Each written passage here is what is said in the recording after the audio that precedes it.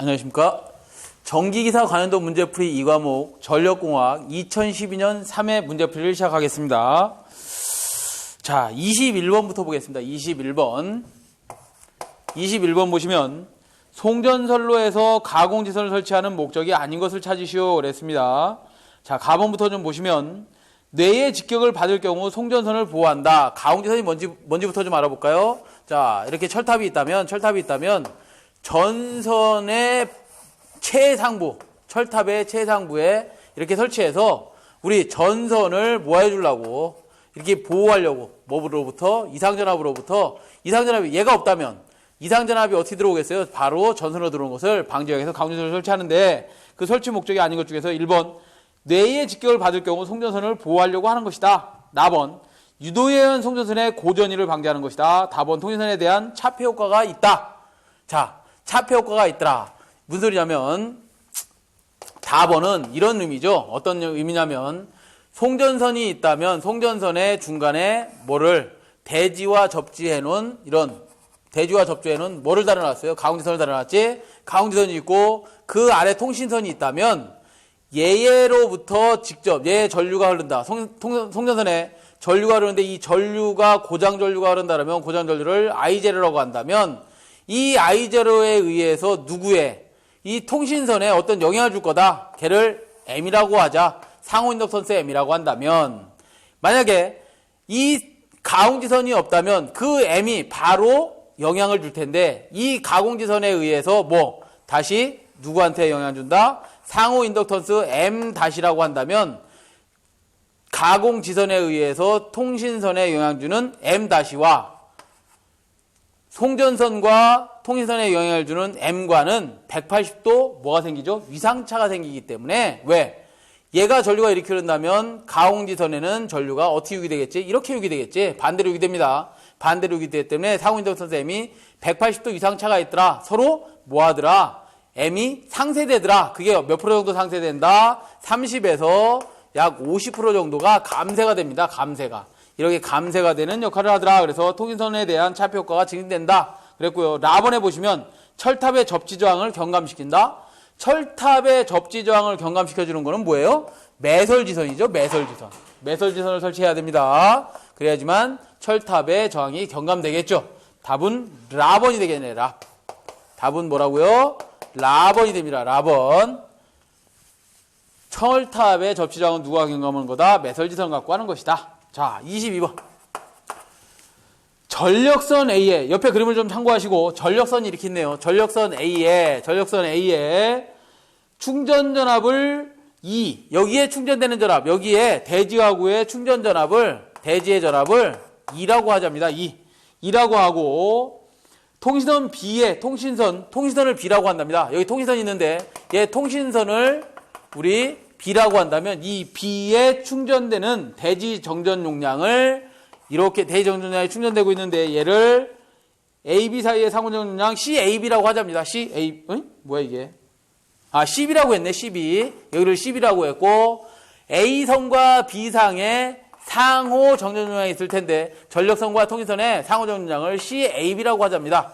이렇게 해놓고 뭘 구하라 그랬어요? 통신선 B의 정전 유도 전압 얘를 구하랍니다. 얘하고 대지 사이에 대지 전압 E를 구하래. 걔를 ES라고 했네요. ES를 구해자 그랬을 때 ES는 어떻게 계산하는 거냐 이거야. 자, 우리 잠깐 저항으로 돌아가서 저항에서 R1이 있고 R2가 있다. R1과 R2가 있습니다. 여기에 전압을 V1, 여기에 전압을 V2라고 한다면 V1, V2라고 한다면 전체 전압을 V라고 할까요? 전체 전압 V를 인가했을 때 V1에 걸리는 전압은 어떻게 되나요? 크기를 구해봐라 그러면 R1 플러스 R2분의 누구 거? 저항 내 거. R1 곱하기 전전압 V를 곱해주면 V1 값을 구할 수 있죠. 이렇게 구할 수 있는데 우리 콘덴서는 저항과 반대의 개념입니다. 반대의 개념. 그럼 ES를 구할 때 어떻게 구해야 되느냐? CAB에다가 플러스 CB 내 거 분의 누구께 들어가야 되는 거야? 저항은 내게 들어갔지만 V1 구할 때 저항은 내게 들어갔지만 콘덴서는 누구께 들어간다고? CAB 남에게 들어가야 된다 이 말이야. 곱하기 뭐가 곱해져야 되겠어요? 전전압이 곱해져야 되겠지? 걔가 얼마라고 주어졌어? 2가 이렇게 곱해져야 되겠지. 답 몇 번에 있는 거예요? 그래서 라번에 보니까 답이 있네. 라번에 이렇게 구하더라. 어떤 의미인지 알겠죠? 23번으로 가겠습니다. 23번. 자, 23번은 전선의 굵기가 동일하고 완전히 연가되어 있는 3상 1회선 송전선의 대지 전정 용량을 옳게 나타낸 것은 대지 전정 용량의 밑줄. 대지 전정 용량. 자, 우리 정전 용량은 대지기로 자기 인덕턴스가 있었어요. 그죠? 대지기로 상호 인덕턴스가 있고 대지 정전 용량이 있고 그 다음에 작용 정전 용량이라고 해서 작용 정전 용량. 작용 정전 용량은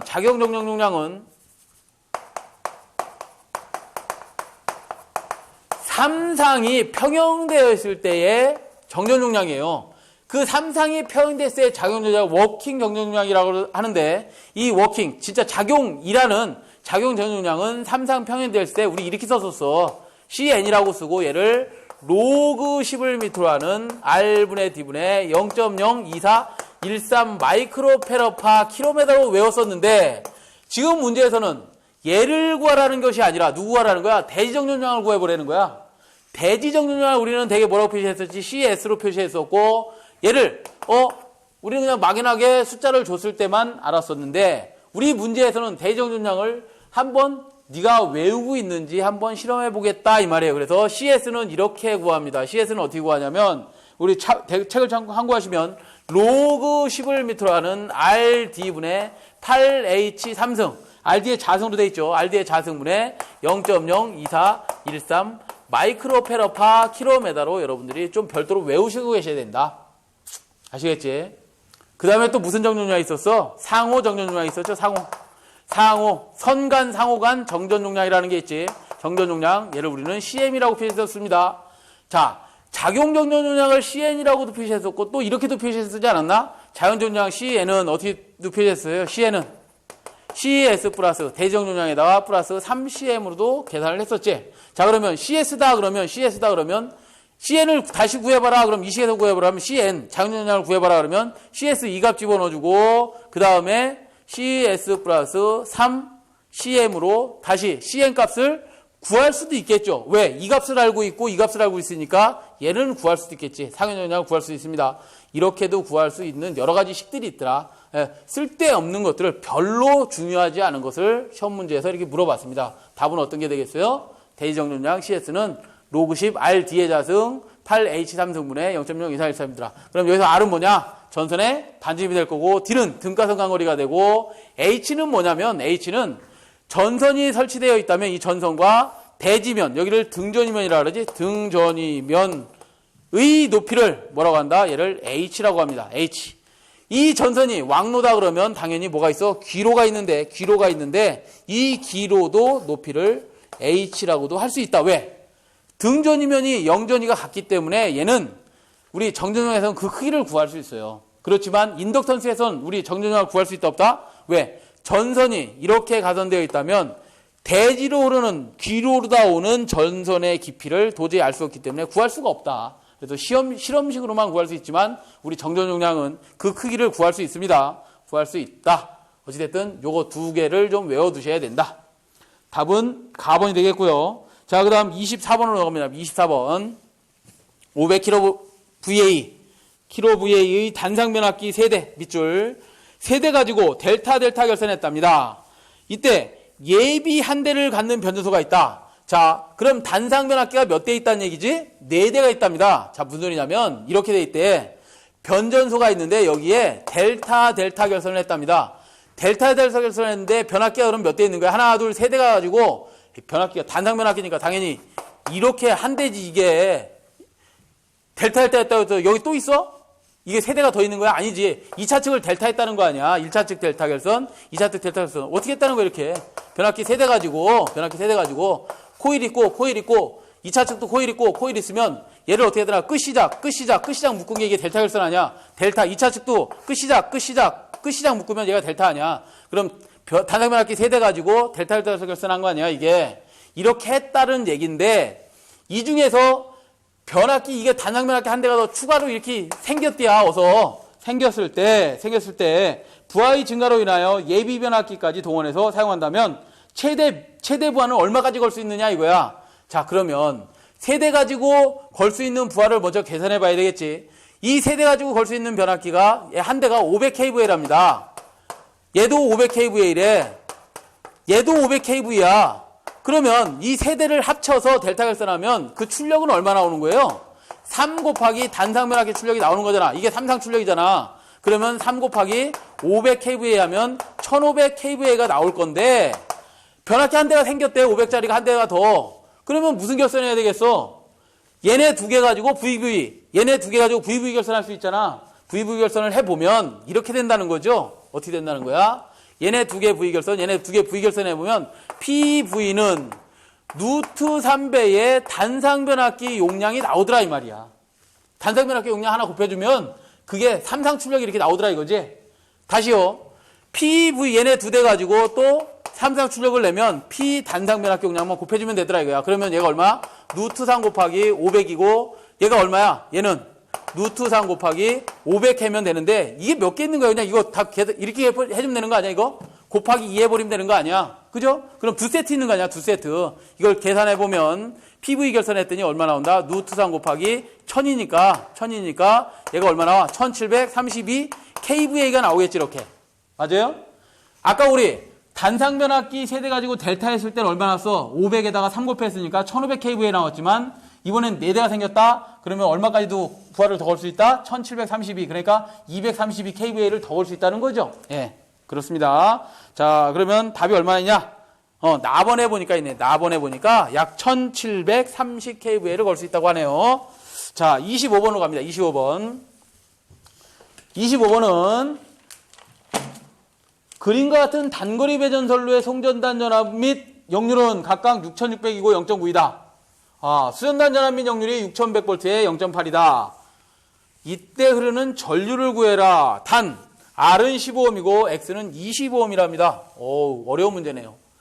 I 값을 구해야 되는데 I 값을 어디서 구해야 될지를 좀 찾아내야 된다 이 말이야. 그래서 25번 보시면 이렇게 선로가 이렇게 있답니다. R이 있고 X가 있는데 여기에 전류가 이렇게 흐르고 있답니다. 그리고 여기서 ES를 가했어요. 그리고 여기에 ER을 수전받아요.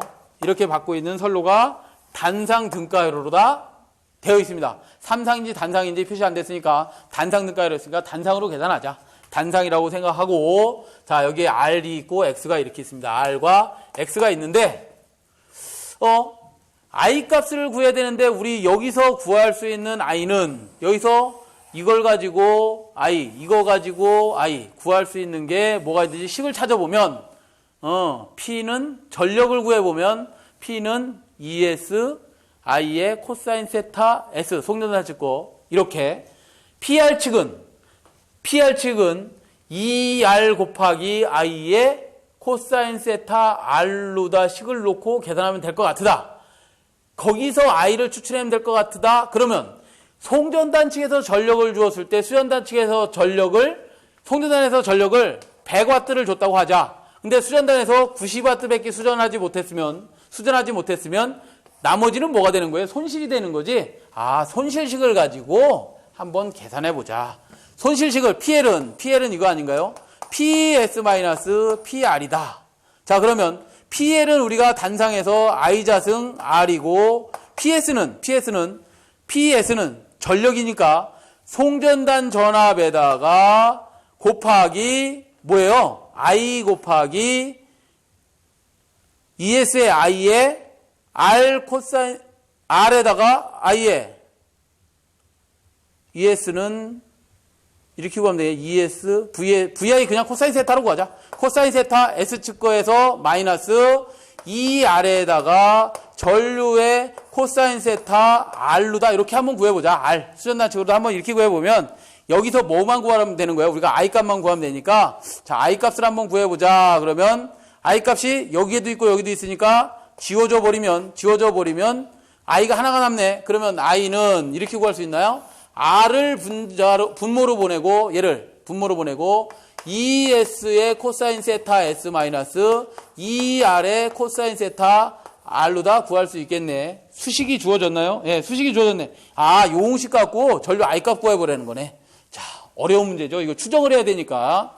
자, 그러면 추정을 해야 되니까 시험 문제에서는 여러분 요거만 물어본 시험 문제도 있습니다. 요 공식만 물어본 시험 문제도 있는데 이 시험 문제에서는 뭘 물어보고 있냐면 이 I 값은 R 값을 주어졌어요. R 값을 몇 오음으로 주어졌습니까? 15오음으로 주어지고 ES 송전단 전압을 얼마로 주어졌냐면 6600V를 주어졌어. 6600 곱하기 얼마 역률은? 송전단의 역률이 0.9 마이너스 얼마라는 거야? 수전단 전압이 6100V 곱하기 역률 얼마? 이때 역률은 0.8이랍니다. 이거 계산하라 이거. 아, 참 더러운 문제다. 그죠? 더티하죠? 106 암페어 나온답니다. 다음이 몇 번? 4번이네, 4번.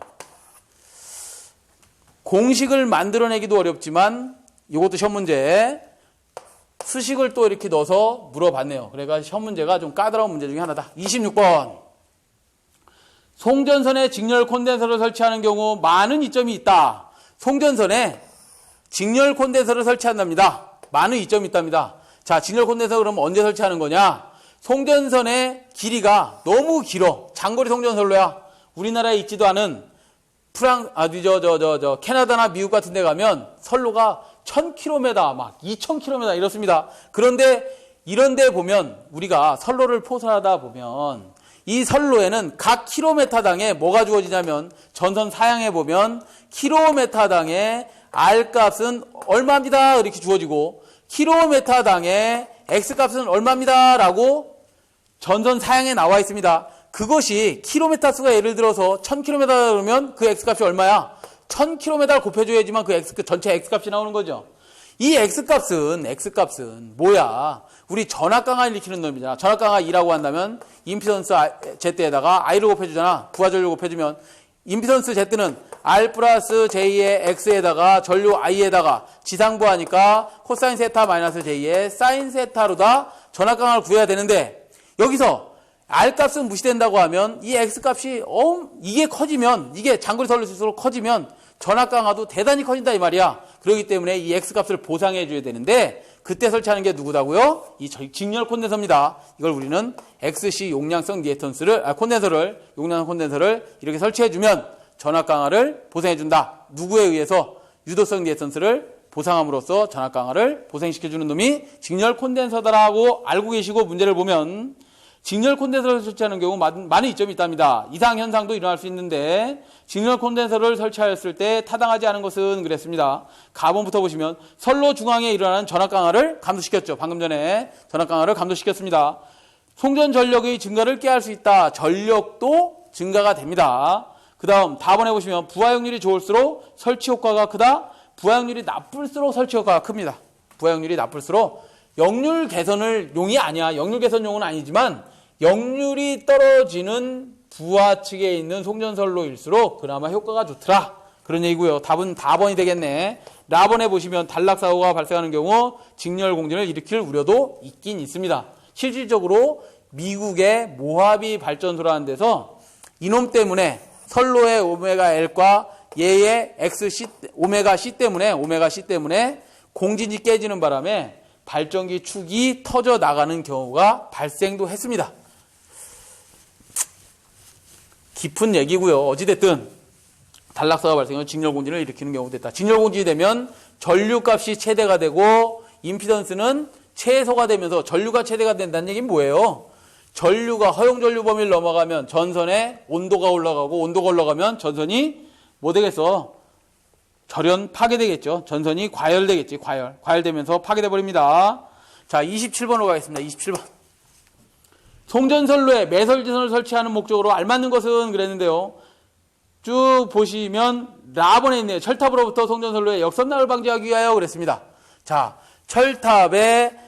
각 철탑에 내각으로 되어 있죠. 아니면 원형 철탑도 나오니까 어쨌든 철탑에 이렇게 매설지선을 설치했답니다. 철탑이 이렇게 땅속에 묻혀 있는데 일단 매설지선을 설치하면 얘가 무슨 역할을 하는 거니? 철탑 대지의 저항값을 뭐해서 떨어뜨려서 우리 특고압 계기용 기계기구니까 일종접지를 겁니다. 일종접지를 합니다. 15옴 이하로 떨어뜨리려고 하는 거 아니야? 15옴 이하로 떨어뜨리려고 매설지선을 이렇게 설치해 놓고 우리가 이상전압이 예를 들어서 가공지선에 이상전압이 들어오면 이상전압이 치고 들어오면 그 이상전압이 대지로 다 이렇게 방류할 거 아니야? 그럴 때 사용하는 게 매설지선인데 얘가 만약에 얘가 매설지선을 설치 안 해놓고 이 저항값이 15옴 이상이 되어 있다라면 그 점에 이상전압이 친 점에 전위가 어떻게 되지? 전위가 확 상승됩니다. 왜? 우리는 GPR이라고 하는데 그라운드 포텐셜 라이즈라고 그래서 GPR이라고 하는데 전위가 확 상승이 되면 이 철탑에 뭐가 달려있어? 애자가 달려있고 애자의 절연을 거꾸로 파괴해서 송전선으로 다시 뭐가? 섬락이 이상전압이 송전선으로 거꾸로 이렇게 들어가는 현상을 우리는 역섬락이라고 해요. 역섬락. 역섬락이라고 합니다. 이 역섬락이 생깁니다. 왜? 대지의 저항값이 크면 뭐가 생긴다? 이상전압에 의해서 대지로 전부 다 방전이 되지 못하고 어떻게 한다는 거야? 저항값에서 전위가 상승되고 전위가 상승되면 애자의 절연을 파괴해서 송전선에 뭐를 일으킨다? 섬락을 일으키는데 그걸 우리는 역섬락이라고 한다. 그럼 섬락은 뭐냐? 섬락. 섬락은 뭐냐면 섬락은 내가 가공지선으로만 들어오는 게 아니잖아. 이 옆에서도 이렇게 칠 수 있잖아. 직접 어디에 송전선로에 치게 되면 송전선로로부터 이상전압이 대지로 섬락시키는 것은 이런 것들은 섬락이야. 그러니까 송전선에 의해서 대지로 어떤 이상을 일으킨다 그러면 섬락. 대지에 먼저 일어나고 거꾸로 들어온다 그러면 섬락. 역섬락이다 이 말이에요. 역섬락. 만약에 가공지선과 송전선의 거리가 너무 가까워서 이상전압이 가공지선에 쳤는데 거꾸로 이렇게 점프했다 이거야. 이상전압이 점프해서 송전선에 이상을 줘도 얘도 역섬락입니다. 역섬락을 일으키는데 요것들은 어떻게 방지되냐면 균합판을 설치해서 얘의 임피던스를 뭐 더 적게 해준다든가 전류값을 분류시키다든가 여러 가지 방법이 있고요. 아니면 딥을 더 크게 줘서 좀 더 얘 거리를 넓혀놓는 방법 등등이 있습니다. 어찌됐든 섬락과 역섬락은 구분할 줄 아셔야 된다. 자, 그래서 우리 4번을 좀 보시면 27번에 4번을 보시면 철탑으로부터 송전선로의 역섬락을 방지하기 위하여 어떻게 한다고? 매선지선을 설치한다. 왜? 저항값을 떨어뜨려서 어떻게 하겠다는 거야? 전위 상승을 방지하겠다 이거지? 전위 상승이 방지돼야 역섬락이 방지된다. 다음 라번이고요. 4번. 28번. 자, 발전 문제인데요. 유연학차가 150m, 출력이 2만 kW, 회전수가 375rpm인 수차의 특유속도는 수차의 특유속도 NS를 구하라 그랬습니다. NS 특유속도. 자, 특유속도가 뭐냐? 특유속도가. 수차 특유속도란 뭐냐면 우리 책에 보면 이렇게 나와 있습니다. 수차 러너의 모양이 수차에 보면 날개가 달려있는데 수차 러너라 그래.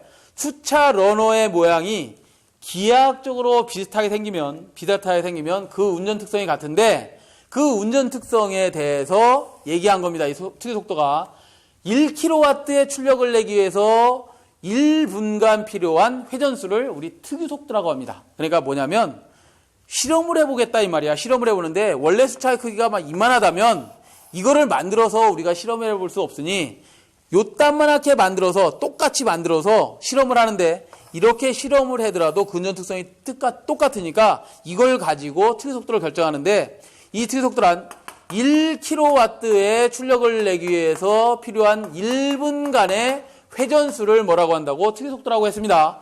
특유속도라고 한다. 문제를 뭘 물어본 거야? 그 특유속도를 구하는 식을 물어봤습니다. 식. NS는 어떻게 구하냐면 수차의 회전속도에다가 P가 뭐냐면 출력이고요. H가 유효 낙차입니다. 거기에 2분의 1승에 4분의 5승이고 단위는 RPM이라고도 하지만 원래의 기본 단위는 메다.킬로와트입니다. 왜냐하면 1m 낙차에서 1kW의 출력을 내기 위해서 필요한 1분간의 회전수이기 때문에 메다.킬로와트가 원래의 단위야. 그렇지만 책에서는 어디가나 책에서는 RPM으로도 표시합니다. 자, 그럼 이거 NS를 어떻게 외울 것이냐? 저는 이렇게 외웠습니다. MP하이 125네 그래. MP카이 알죠? 요즘 가끔 인터넷 뜨는데 MP카이 125네 이렇게 거꾸로 외우시라고. 외우는 방법이 어쩔 수 없어. 공식을 외우시고 특유속도를 구해버렸으니까 식을 다 주어지고 숫자 주어지고 식에다 대입해보시라고 그랬으니까 N은 얼마나 해서 속도가 회전수가 375rpm이랍니다. 375 곱하기 P가 얼마나 그랬어요? P가 얼마냐? P가 출력이 2만이네.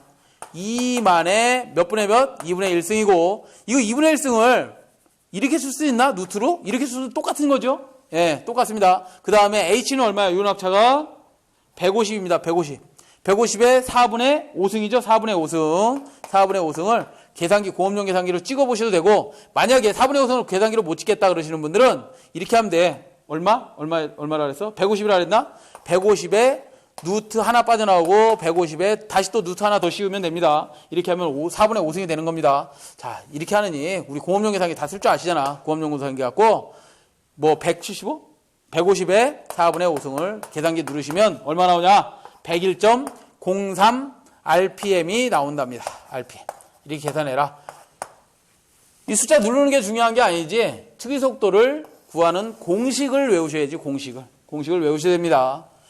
특이 속도는 큰 게 좋은 거냐 나쁜 게 좋은 거냐. 특이 속도는 숫자 속도가 큰 데서는 특이 속도는 작아도 됩니다. 숫자 속도가 작은 데서는 특이 속도를 키워야지만 경제성이 있습니다. 그러면 이 숫자의 속도를 빨리 할 수 있는 데는 어디냐? 고낙차지. 고낙차. 낙차가 큰 데서는 원래 숫자의 속도가 빠르고요. 왜? 물을 높은 데로 낮은 데로 떨어뜨리니까 숫자가 빨리 회전을 하겠지. 날개에서 받는 만큼 빨리 회전을 하는 데는 특이 속도가 작아도 된다. 이거 필요가 없다. 그러면 발전기를 숫자를 요만하게 만들 걸 요만하게 그대로 만들 수 있다는 거지. 그 비율을 맞춰 놓는 겁니다. 만약에 낙차가 별로 작은 데서는 이 속도가 별로 없을 거야. 속도가 낮을 거야. 속도가 낮은 데서는 어쩔 수 없이 발전기를 숫자를 경제성으로 있게 만들려면 이 특이 속도를 키워놓는 수밖에 없습니다. 나중에 다시 공부하시게 될 겁니다. 자, 그렇게 보시고 29번으로 가겠습니다. 배전용 변전수의 주변압기로 주로 사용되는 것은 그랬는데 배전용 변전수가 뭐예요? 배전용. 투트나인을 만들어주는 변전소를 배전용 변전소라 그러지. 자, 그러면 발전소에서 예를 들어서 29번 같은 경우는 발전기에서 발전되는 전압은 약 우리가 아무리 커봐야 22kV 정도밖에 안 됩니다. 11kV에서 얼마밖에 안 나온다? 22밖에 안 나와. 그걸 어떻게 하는 거야? 발전소의 내에 있는 변압기에서 TR에서 어떻게 한다? 전압을 765kV 또는 얼마로 승합한다? 345kV로 승합해서 걔를 얼마까지 또 떨어뜨리는 거야? 345나 이런 것들을 345를 154로. 그 다음에 최종 배전용 변전소에 오면 154kV를 얼마로? 22.9kV로 떨어뜨리겠죠. 걔를 배전전압으로 사용한다 이 말이지. 배전전압으로 사용한다. 이때 사용하는 변압기가 뭐냐? 최승이냐 최강이냐 이거죠. 강화시킨다 그래서 최강 변압기라고 합니다. 무슨 변압기? 최강 변압기. 답 몇 번? 4번에 있네요. 4번. 자, 30번. 자, 30번은 각각 다른 두 개의 전력계통을 연락선 타이라인으로 연계했답니다. 연락선. 타이라인을 통하여 상호 연계하면 여러 가지 장점이 있다. 계통 운영상 이득이 아닌 것은 그랬는데, 자, 우리 계통을 계속해서 연계한다 그러면 이때의 B라고 한다면 한해선을 더 연계했어. 그러면 얘 B가 어떻게 되죠? 2분의 B로 떨어지지. 임피던스가 그만큼 줄어드는 거죠. 만약에 3회선이 됐다 그러면 얘를 3분의 B로 나눠주면 되겠지. 임피던스가 그만큼 떨어지는 겁니다. X값이 작아지더라 이 말이야. 연계를 자꾸 하면. 그러면 안정도는 X분의 ES2R 사인 델타라 그랬으니까 X값이 작아지면 안정도는 커지겠지? 안정도는 커질 겁니다. 단락 용량은 어떻게 될까? 단락 용량은 %Z분의 100의 PN에서 얘가 자꾸 작아지면 단락 용량은 커지겠지? 단락 용량은 커질 겁니다. 이런 개념을 가지고 자, 문제를 보면 가번 전력의 융통으로 설비 용량이 저감된다. 맞네요. 자, 아니네. 이거는 맞네. 자, 나번에 보면 배후 전력이 커서 단락 전류가 감소된다. 이득이 아닌 것은 단락 전류가 감소된다. 단락 전류가 감소된다. 자, 퍼센트 임피던스가 커지면 단락 용량이나 단락 전류는 커진다 그랬지? 답은 나번이 되겠네. 나번이 됩니다. 그죠? 30번은 나번이 되고, 다번은 경제적인 발전 배분이 가능하다. 라번은 주파수가 유지가 가능하다. 안정한 유지가 가능하다. 네, 다 맞는데 답은 나번이 되겠네. 나번. 자, 31번. 31번 보시면 수전용 변전 설비의 1차 측 차단계 용량은 주로 어느 것에 의해서 정해지는가라 했는데, 자, 무슨 소리냐면 발전기가 있고 전원단이 있습니다. 전원측이 있는데 전원측에 있는 데서 어느 지점에서 이렇게 고장이 발생을 한답니다. 31번은 이렇게 됐다는 거야. 발전단이 있고 전원측이 있고 여기에 뭐 변전소가 있고 등등 있는데 이쯤에서 고장이 발생을 했대요. 그리고 여기는 부하측이랍니다. 부하측이면 이 고장이 발생한 폴트점에는 전류를 계산해야 되는데 우리 단락 전류 IS라든가 PS를 계산할 때 여기다 차단기 달아야 될 거 아니야? 여기서 고장 났으면 여기다 차단기 설치하고 여기다 차단기 설치해서 어떻게 하는 거야? 이 점을 끊어버려야 될 텐데 이거 고장 계산할 때 전류는 어디서부터 들어오는지를 한번 그 단락 전류가 단락 용량이 어디서부터 결정되는지를 한번 정해봐라 그랬는데 이렇습니다. 고장 전류는 고장점이 발생한 점으로부터 전원으로부터 이렇게 들어옵니다. 부하 측에서는 그 고장 전류가 들어온다 안 들어온다? 들어오지 않습니다. 만약에 여기도 전원 측이다. 이쪽도 전원 측이다 그러면 고장 전류는 어떻게 들어와? 이렇게 들어오겠지. 그러면 얘네들을 무슨 합성해야 돼? 이거 아니야 이거? 이 그림하고 똑같은 거 아니에요 그죠? 이렇게 고장난 거잖아. 이렇게 고장났으니까 병렬 합성하면 되겠죠? 임피던스 계산하고 그 다음에 IS 계산하면 됩니다. IS 계산할 때 퍼센트 Z 값을 병렬 합성한 값으로 넣어주고 100에 뭐 IN을 계산한다든가 이런 식이겠지. 그래서 얘는 전원 측의 공급 측에 그러니까 공급 측 전원의 단락 용량을 가지고 정한다 이 말이에요. 그래서 답은 4번이 될 겁니다. 4번. 자, 그 다음 32번. 기력발전소의 열사이클 중 가장 기본적인 것으로 두 개의 등압 변화와 두 개의 단열 변화로 되는 열사이클은 그랬어요. 자, 두 개의 등압 변화와 단열 변화의 밑줄. 등압 변화와 단열 변화의 밑줄. 32번. 자, 우리 보일러는 누가 처음에 개발을 했냐면 카르노라는 사람이 보일러 시스템을 만들고 발전 시스템을 한번 만들어 봤습니다. 만들었는데 이 사람이 어떻게 만들었냐면 이렇게 온도와 엔트로피 가지고 우리가 어떤 출력을 만들어 봤어. 그때는 얘를 뭐라 했냐면 T2의 온도, 어떤 온도를 T1까지 올려주고 발전을 했더니 이만한 열량 Q1을 쓸 수 있고 출력 Q2에 의해서 어떤 효율이 나타나더라. 이렇게 카르노가 주장을 했어요. 그러니까 무슨 소리냐면 이 카르노에서는 발전소 효율이라는 것은 T 어떤 온도에 대해서 고열에 의해서 T1- T2 곱하기 100%하면 발전소 효율이 나타나는 거다라고 했는데 실질적으로 이건 구현이 안 되는 거야. 이렇게 구현이 안 되는 것을 랭킨이라는 사람이 이상적인 거야. 그냥 생각만 했을 뿐이야. 이걸 랭킨이라는 사람이 그것이 아니라 실질적으로는 이게 압력도 관여가 돼야지만 진짜 발전소를 보일러를 만들 수 있는 것이다. 그래서 만든 사람이 랭킨 사이클이에요. 랭킨이라는 사람이 만든 거고 가장 기본적인 사이클이 된 겁니다. 이 사람은 뭐라고 했냐면 이 등온 과정을 등압 과정으로 바꿔서 압력에 의해서 압력이 있어야지만 발전이 되는 것이다. 그래서 등온 과정을 등압 과정으로 바꿨고 카르노라는 사람은 다시 또 어떤 걸 주장했냐면 단열 변화가 있다. 두 개의 단열 변화가 있어야지만 되고 이 사람도 역시 단열 변화는 있어야 된다라고 얘기를 했습니다. 그래서 우리 카르노라는 사람은 등온 과정과 단열 변화를 가지고 사이클을 만든 사람이고 보일러 사이클을 만든 사람이고 발전소 사이클. 랭킨이라는 사람은 등압 과정과 단열 변화를 가지고 사이클을 만든 사람이 랭킨이라는 사람이다. 이 사람은 아주 이상적인 거야. 이상적이고 실질적인 것은 랭킨이라는 사람이 만든 겁니다. 자, 그래서 문제를 다시 읽어보시면 기력발전소 열사이클 중 가장 기본적인 것으로서 두 개의 등압 과정과 단열 변화로 되는 사이클은 그랬는데 랭킨 사이클이 답이 되겠죠. 가장 이상적인 사이클 그럼 누구? 카르노가 되겠지. 카르노. 자, 답은 4번이 될 거고요. 33번. 최소 동작 전류값 이상이면 일정한 시간에 동작하는 한시 특성을 갖는 계정기는 그랬네요. 자, 계정기는 이런 특성들을 가진 시간 곡선을 알고 계셔야 됩니다. 어떤 걸 알고 계셔야 되냐면 33번은 그림을 하나 옆에다 그려놓으시고 가로축을 전류의 크기라고 하고 전류가 커지는 거지. 0점에서부터 전류가 커지는 점. 세로축을 시간점이라고 합니다. 시간점이라고 하고 일정한 전류값 이상이 되면 시간에 관계없이 즉시 동작하는 것을 우리는 순시 계정이라고 합니다. 다음, 일정한 전류값 이상이 되면 전류의 크기에 관계없이 정해진 시간에 동작하는 계정기를 정한시 계정기라고 합니다. 다음, 일정한 전류 이상이 되면 전류의 크기에 따라서 전류가 큰 거죠. 전류가 크면 빨리 동작하고 전류값이 작은 거지. 0에서부터 이만큼이니까 전류값이 작으면 느리게 동작하는 계정기를 우리는 반한시 계정기라고 합니다. 이런 계정기가 있고요. 그 다음에 어느 정도까지는 반한시성이다가 일정 전류 이상이 되기 시작하면 정한시 특성을 갖는 계전기가 있습니다. 얘를 뭐라고 하냐면 정반한시 계전기라고 합니다. 정반한시 계전기라고 합니다.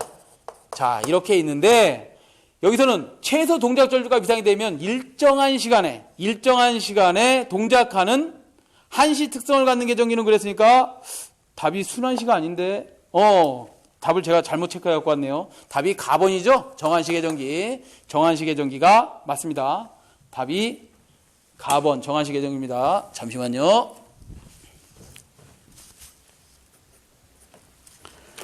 예, 34번으로 갑니다. 34번은 여러분들이 아주 어려운 문제 중에 하나입니다. 왜? 우리가 수전단 전력 원선도를 주어지고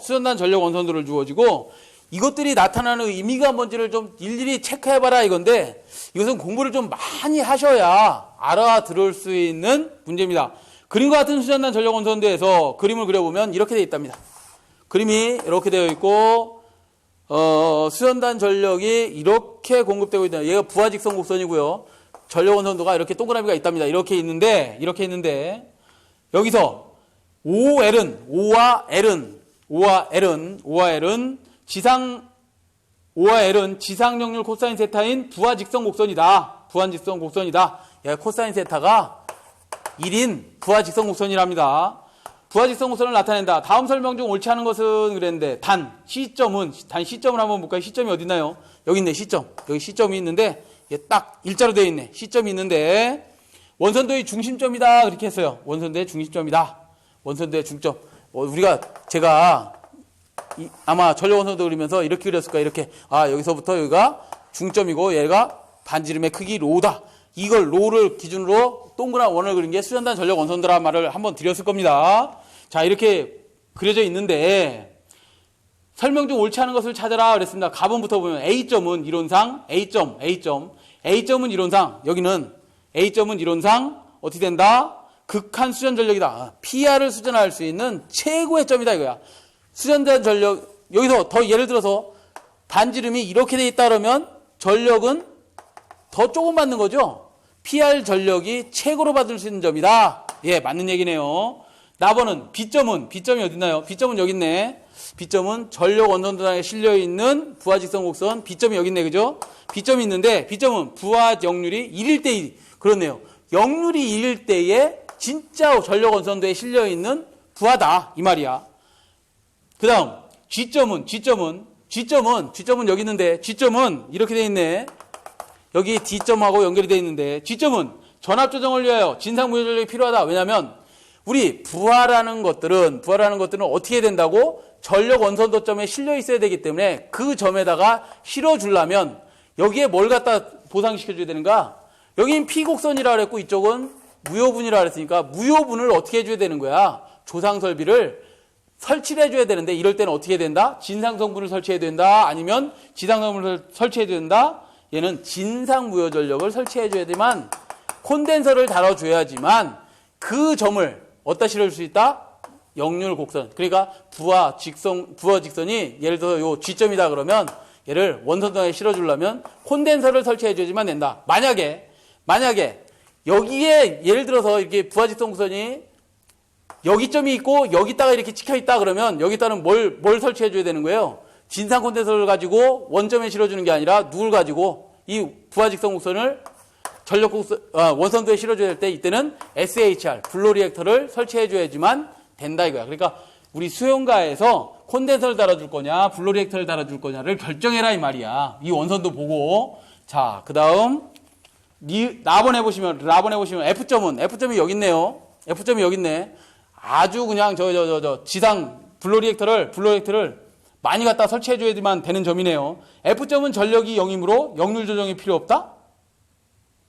지상무효 전력을 공급해줘야 되겠지. 역률을 조정하지 않으면 안 됩니다. 이 점에 있을 때만 역률 조정이 필요 없는 거지. 왜? 원선도에 실려 있으니까. 이 점에 온다면, 부하가 이 점에 온다면 어떻게 했어? 콘덴서 달아줘서 역률을 조정해줬지. 이 점에 온다면 역률을 조정할 필요가 없는 게 아니라 어떻게 해야 되는 거야? SHR을 달아서 원선도상에 실어줘야 되는 거죠. 그래서 답이 4번이 되겠네. 라번이 답이 됩니다.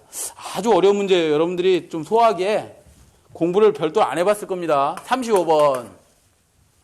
계통의 안정도 증진 대책이 아닌 것은 그랬는데 안정도라는 게 뭐라 그랬어요? 안정도라는 게 뭐냐면 부하 측의 고장이 발생하더라도 발전기와 동기를 서로 유지하면서 싱크로나이징 하는 것을 우리는 안정하게 운전된다고 하지, 동기를 유지하는 정도를 안정도라고 하는데 그 안정도를 향상하는 대책 중에 네 가지가 있습니다. 크게는 리액턴스를 작게 해주면 되고요. 다음에 발전력을 평형시키면 되고, 전압의 크기를 평형시키면 되고, 그 다음에 고장이 발생했다면 고장을 빨리 제거하면 된다. 고장을 제거시키면 된다. 빨리 제거해야 되겠지? 이렇게 제거해주면 되는 거 가지고 한번 문제를 보시죠. 가번, 발전기나 변압의 리액턴스를 작게 한다. 예, 맞네요. 가번은 맞고요. 나번은 선로의 회선수를 감소시킨다. 회선수를 감소시킨다. 회선수를 감소시키면 선로의 회선수를 감소시키면 어떻게 되나? 자, 우리가 선로가 이렇게 쭉 있었고 1회선, 2회선, 3회선이 있었는데 여기에 3분의 리액턴스가 이렇게 평행되고 있었을 텐데 이 회선수를 하나 줄이면 X값이 어떻게 되는 거예요? 2분의 X로 되니까 어떻게 된다? X는 2분의 X로 다니니까 당연히 X값이 커지고 있는 거지.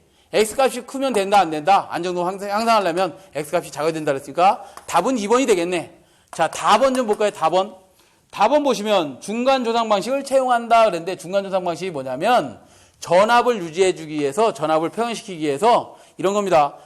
전원측이 있고 이쪽에도 전원측이 있다면 이 선로의 중간에 노타리 콘덴서 동기조상기를 설치해서 뭘 맞춰준다는 거야? 선로에 전압이 떨어지면 진상 성분을 내서 과해자시켜서 진상으로 만들어주고, 선로에 전압이 올라가면 지상 성분, 지상 운전에서 지상 무효 전력을 공급하면서 전압을 안정시키겠다는 거지. 그러니까 답은 맞고요. 그 다음에 고속도 제페로 방식을 채용한다. 네, 고장 시간을 빨리 제거하려고 고속도 제페로 방식을 채용한다. 그래서 가나 다는 맞고 라는 맞고 다라는 맞고 나번이 틀렸네요. 나번. 답이 2번 되겠습니다. 36번은 송전전력, 송전거리, 전선로의 전력 손실이 일정하고 같은 재료의 전선을 사용한다면 단상 2선식에 대한 전력의 비를 한번 계산해 보랍니다. 전력비를 한번 계산해 봐라. 단상 단상 2선식과 삼상 3선식에 대한 전력비를 한번 계산해 봐라 그랬어요. 자, 볼까요?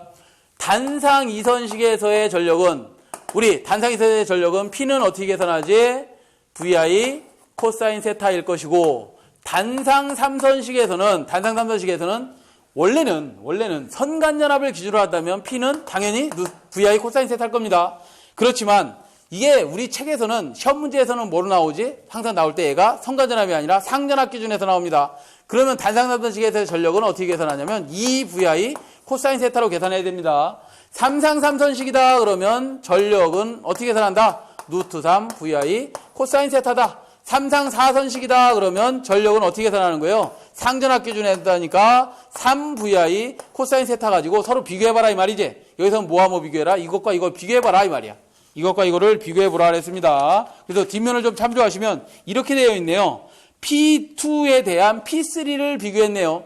P2가 단상 2선식에 대해서 비교했는데 P 단상 2선식에 대한 삼상 3선식을 이렇게 비교했습니다. 자, 그러면 단상 2선식은 전력이 VI 코사인 세타였고 선이 몇 가닥으로 되어 있어? 두 가닥으로 있으니까 2로 나누고, 왜? 한 상에 걸리는 전력을 가지고 비교해야 되니까 상전압 가지고 비교한다 그래서 삼상 3선식은 세 가닥이죠? 가닥수가 세 가닥에다가 전력은 얼마?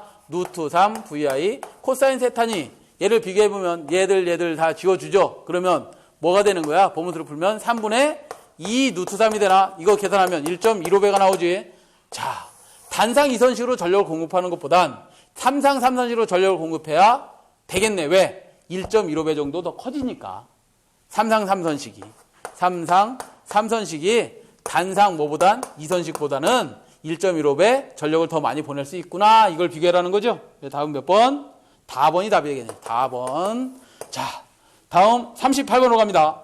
38번도 어려운 문제는 아닌데 갑자기 전압을 N자로 표시해 놓으니까 여러분들이 헷갈릴 거예요. 헷갈리지 마시고. 자, 문제를 읽어봅니다. 37번이 그 문제가 아니네. 38번을 풀으려고 했네요.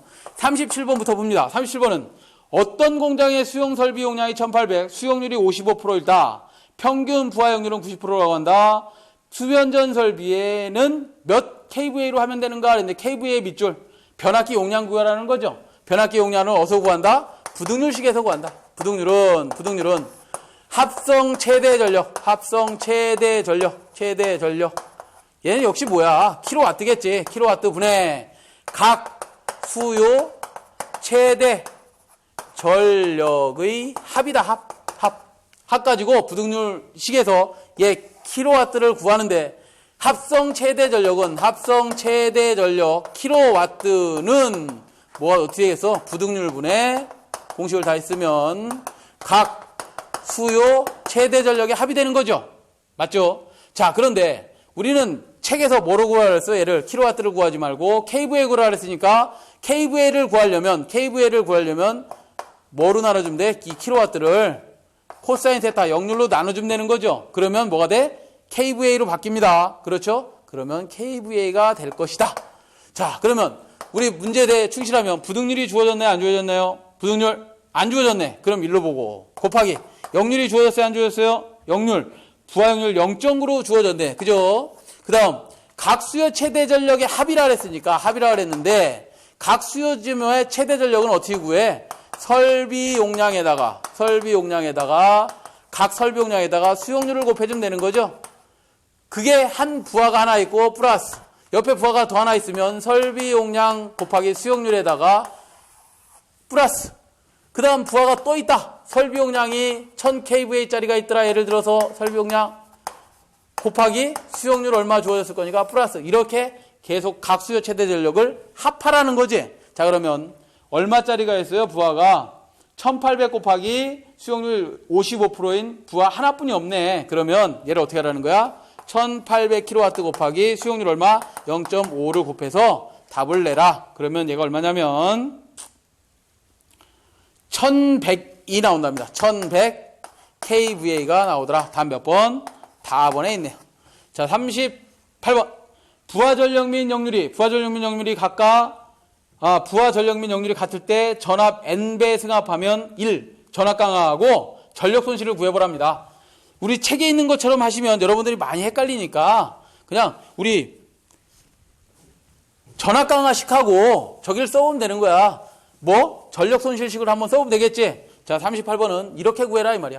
어렵게 구하지 마시고 이렇게 구하는 게 맞겠습니다. 전압 강화 2는 수전단 전압을 100%로 봤을 때 뭐야? 수전단 전압을 100%로 봤을 때 전압 강화율을 구하고 있네. 죄송합니다. 전압 강화라는 놈은 송전단 전압을 100을 줬어. 그러면 수전단 전압이 90밖에 못 받았어. 그럼 전압 강화가 나머지가 얼마 된 거야? 10이 된 거지.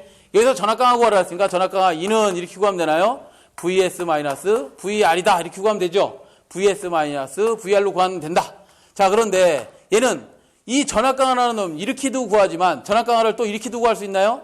임피던스와 선로에 흐르는 전류 갖고도 계산할 수 있지. 얘들을 계산해 보면 Z는 R 플러스 JX이고 I는 뭐야? I의 지상부하니까 코사인 세타 마이너스 J의 사인 세타다. 우리나라는 다 지상부하입니다. 전 세계적으로 지상부하지. 진상부하가 어딨어? 진상부하가. 무효전력을 소비하지. 무효전력이 떨어져 있는 거지. 진상전력은 진상부하는 없습니다. 자, 얘를 실수는 실수대로 묶으면 얘 어떻게 되나? RI 코사인 세타에다가 플러스 마이너스 하면 마이너스, J의 자승이면 마이너스지, 마이너스면 플러스. 그러면 어떻게 돼? XI의 사인 세타가 되나? 사인 세타 플러스 J의 묶어내고 실수 묶으면 등등 어떻게 나오냐면 I, R, 사인 세타 뭐예요? 마이너스 뭐 나와? X, I의 코사인 세타 이렇게 나오네. 그죠? 그럼 얘네들을 절대값을 취해보면 얘들은 아주 작아서 무시해버린다. 무시하면 결국 전압 강화 2는 어떻게 계산되는 거야? I가 공통으로 있으니까 I 빼내면 R 코사인 세타 플러스 X 사인 세타로 계산되더라 이 말이지. 자, 그러면 여기서 다시 더 깊이 들어가면 I는 어떻게 구해요? V 코사인 세타분의 P로 계산할 수 있지. 왜? P는 VI 코사인 세타에서 I 값 빼내니까 코사인 세타에서 I 값은 V 코사인 세타분의 P죠. 곱하기 R 코사인 세타 플러스 X 사인 세타다. 그러면 코사인 세타 나와주면 1이다. 그러면 V분의 이렇게 나오겠네. V분의 보여요? V분의 P에 R 플러스 왜? 코사인 나눠지니까 1만 나오니까 R만 남고 여기에 뭐가 남는 거야? X에다가 코사인 세타분의 뭐가 남은 거야? 코사인 세타분의 사인 세타가 남으니까 얘 뭐야? 얘는 뭐야? 탄젠스 세타 아니야? 그죠? X의 탄젠스 세타. 요렇게 남겠네. 요렇게 남어. 자, 그러면 전압 강화는 전압과 무슨 관계 있어? 반비례하는 관계 있죠? 고로. 전압 강화 2는 전압과 무슨 관계 있다? 반비례하는 관계 있다. 걔를 우리 책에서는 뭘로 표시했어? N으로 표시했다. 이거네, 답이. 고로 전압 강화 2는 N분의 1에 반비례하더라. 다음, 전력 손실도 물어봤어. 전력 손실 PL은 I자승 아래서 I는 V 코사인 세타분의 P의 R이 되겠죠? 요거에 자승이 R이지. 자, 그러면 자승을 씌워주면 V자승 코사인 자승 세타분의 P자승의 R이다. 고로 PL은 전력 손실은 전압에 어떻게 된다? V자승에 반비례하더라. 우리 책에서는 N으로 표시했으니 PL은 뭐야? N 자승분의 반비례하더라.